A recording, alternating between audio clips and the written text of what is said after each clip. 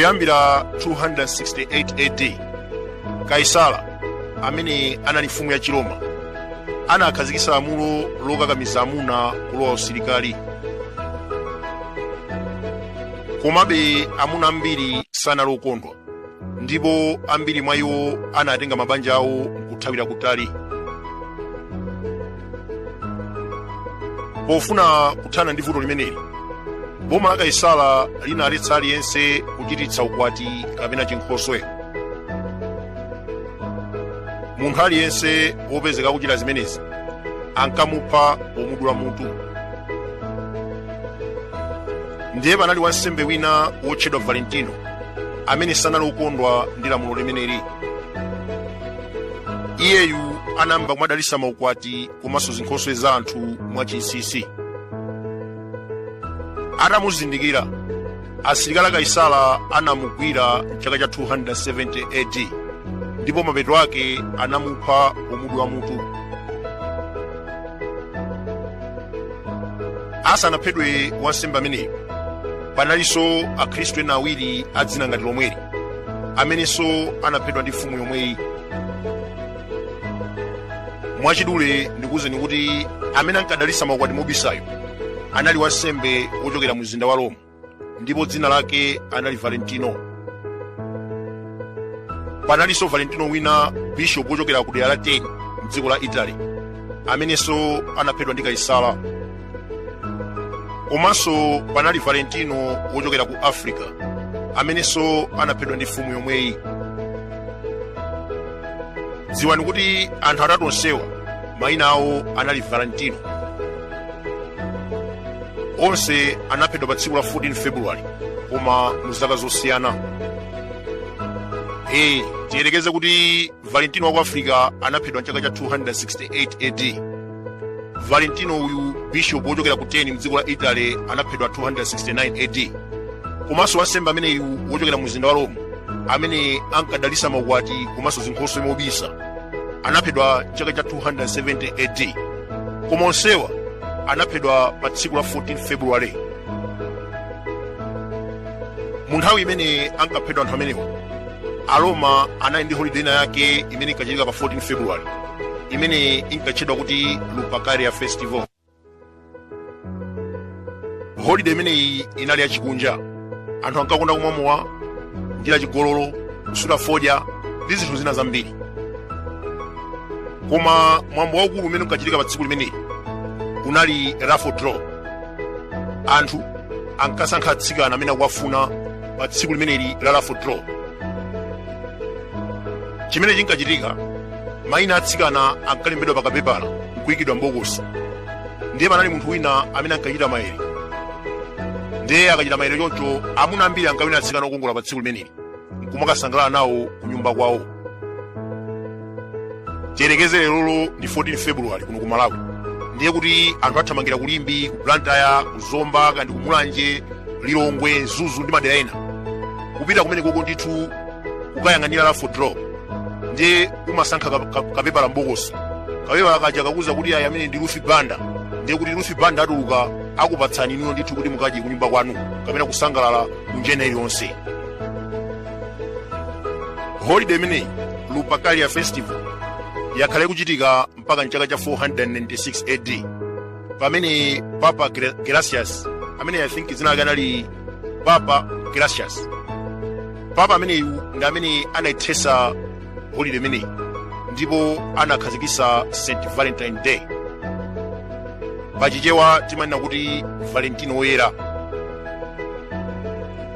Iyeyu anakhazikitsa tsikuli pokumbukira Valentino, amene anaphedwa ndi Kaisala chifukwa chodalitsa maukwati a Chikhristu. Komabe tikayang'ana zochitika za tsiku limeneli panopa ndi zosiyana kwambiri ndi chikhumbokhumbo cha papa ameneyi. 14 February ya lero ikupangidwabe celebrate monga muja ankachitira anthu osapemphera ku Roma pa tsiku lija la Lupercalia Festival. M'malo moti anthu apite ku tchalichi kukapemphera monga mmene papa amafunira, anthu amenewa tikunena pano ali mtchire kuchita chigololo, ena akumwa mowa, ena ali kumapati, ena agona ku hotelo ndi zina zotero. Zimene sizikusiyana kwambiri ndi zimene zimachitika pa Lupercalia Festival, pamene anthu amachita raffle draw yosankha atsikana okongola, ndiye akamusankha choncho apita naye ku nyumba kwawo ndikumakagona naye. Ndi zomwenso zikuchitika pa tsiku la lero la 14 February, Valentine's Day. Zikusiyana kwambiri ndi zimene Papa Gelasius ankafuna. Zonse zimene ndikufotokoza pano zimachitika kwambiri kunoko ku Africa, ndi kumene anthu timanyanya kwambiri, ndikunena pano ena aledzera kale ndi ma girlfriend awo.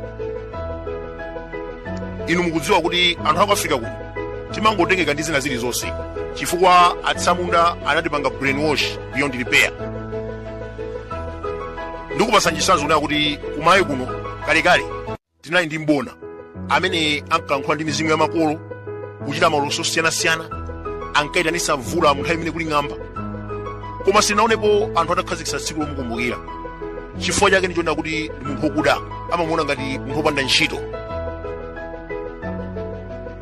25 December imene timakumbukira Christmas kuno ku Malawi ndi ku Africa timatengeka kwambiri mpaka na timachita zinthu zambiri pa tsiku limeneli.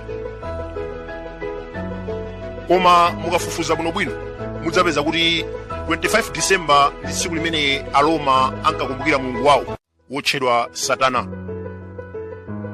Mu nthawi ya Kaisala wina wake wotchedwa Augustus, anthu amachita holiday imeneyi kwa masiku awiri. Kenaka anadzayisintha kukhala holiday ya masiku 7. Atabwera Kaisala wotchedwa Caligula, anayiyepetsa kukhala holiday ya masiku 5. Zimenetu zinkachitika pa tsiku imeneli la 25 December mu nthawi imeneyi yokumbukira Satana zinali zodabwisa kwambiri. Anthu ankavula maliseche kumayenda mu msewu, anthu amachita chigololo, anthu amamwamowa, kusuta fodya ndi zina zambiri zimene mazona zimachitika masiku ano. Akunena kuti akumbukira 25 December kumawaledzera, akusuta fodya, kupanga ndewu, akubaya anzake, akupita kukuba ndi zinthu zina zambiri zimene zimachitika, zimene timazona misewu. Zinkachitikanso mu nthawi imeneyi yokumbukira Satana mu nthawi imeneyi ya Roman Empire. Kuyambira 274 AD Kaisala wina wotchedwa Aurelian anasintha 25 December kukhala tsiku lokumbukira kubadwa kwa Sol Invictus. Ambiri tinamvapo za Sol Invictus amene anali mulungu wa dzuwa. Aini ake Waromawo amene kuti ameneyu anabadwira ku Syria ndipo iwowa ankampempherera. Ndiye Kaisala ameneyu Aurelian anasintha 25 December kuchoka tsiku lokumbukira Satana ndi kukhala tsiku lokumbukira kubadwa kwa dzuwa. Mfumu imeneyi inakhazikitsa tsiku la Sunday kukhala lopemphera mulungu ameneyi. Nkhope ya mulungu ameneyi inayikidwa pa ndalama yachitsulo ija timayina kuti Kaisala. Ndalama ya Kaisala imene inkagwiritsidwa ntchito ku Roma. Panali nkhope ya mulungu ameneyu Sol Invictus. Komanso Kaisala ameneyu Aurelian anakhazikitsa 25 December kukhala tsiku lokumbukira kubadwa kwa dzuwa. Zimene zitu zakhala zikuchitika kwa zaka zoposa 100, ndipo Sol Invictus anali mulungu wamphamvu kwambiri mu dziko la Italy. Koma atabwera Kaisala wina wotchedwa Constantine anathetsa zikhulupiriro zimenezi, anakhazikitsa Chikhristu kukhala mulungu wovomerezeka. Komanso Kaisala ameneyo anakhazikitsa 25 December kukhala Christmas holiday. Apapa tikumbusani ndithu komanso tizinena zoona. Chinthu china chilichonse chili ndi mwini wake amene ayambitsa. Yesu Khristu pamene ankaphedwa komanso pamene anadzuka ndi kupita kumwamba, iye yutu sutira amalalikira kudzera mu Chikhristu, ankangolalikira uthenga wa Mulungu. Tinene zoona. Koma atapita atumiki ake, apostolo ake atumwi, ndi amene anayamba kufalitsa uthenga wa Ambuye. Kumalemba ndithu tinaona ku Chipangano chatsopano kuja kuli Marko, Yohane, Paulo ndiye naotero Mateyu, onse aja anali ophunzira Yesu, ankafalitsa uthenga wa Mulungu. Koma ngakhale atumwi amene ankafalitsa uthenga wa Mulungu ankakumana ndi zokhoma, chifukwa makaisala analipo osiyanasiyana. Panali Kaisala wotchedwa Nero amene anapha Paulo, anapha Petro. Anthu ambiri anaphedwa kumene kujako chifukwa chofalitsa uthenga wa Ambuye. Ndiye panalinso makaisala ena amene anakhazikitsa dzuwa kukhala mulungu, Satana kukhala mulungu. Koma atabwera ameneyu Kaisala wotchedwa Constantine ndi amene anena kuti ayi zimenezi zithe, tiye tikhazikitse Chikhristu kukhala mpingo wovomerezeka kuno ku Italy. nde anthu ambiri tikamana chonchi amanena kuti ayi mukudana ndi mulungu, ayi mukutere mukutsutsana ndi mpingo wathu. This is reality. Chifukwa ifenso mafirika tisamatengeke ayi. Zonse zitu zinabwera 1800. Chikhristu kunoko iliyo mwachizwa 1800. Nde musakhale ndi makani kwambiri. Chifukwa yona kuti tikati tiwerengese mipingo yonse imene muliyo inayamba 1800. Izi tizotanthauza kuti ife anthu akuda chikhristu chimenechi tinachidziwa kuchokera kwa azungu. Ndiye mbiri imeneyi imatifotokozera bwinobwino umene chikhristu chinayambira.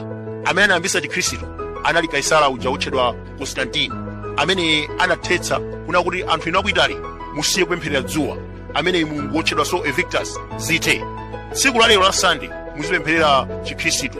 Komanso 25 December lisinthe lisakhale tsiku lokumbukira kubadwa kwa dzuwa, koma likhale tsiku lokumbukira kubadwa kwa Ambuye Yesu Khristu. Ndiye inuyo tangoona inokha zimene zimachitika pa Christmas.